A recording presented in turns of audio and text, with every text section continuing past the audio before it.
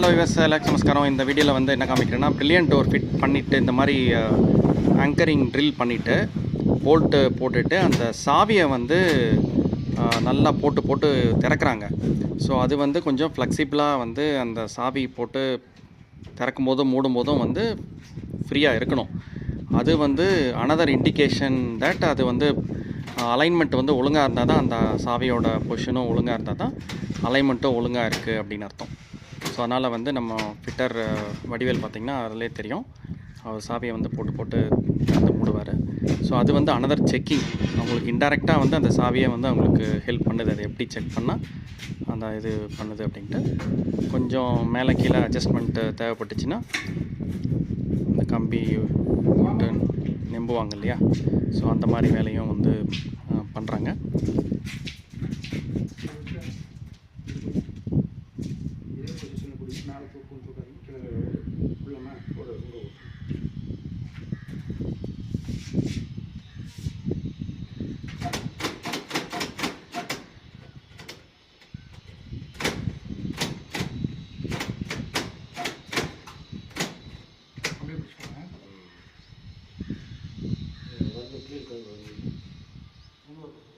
இந்த பக்கம் வந்து கரெக்டாக இருக்கும்.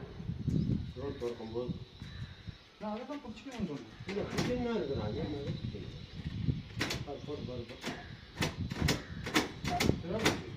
பிடிச்சிக்காங்க. வரக்கூடாது.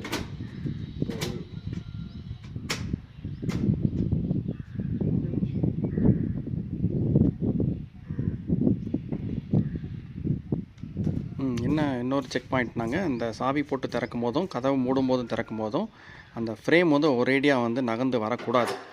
ஸோ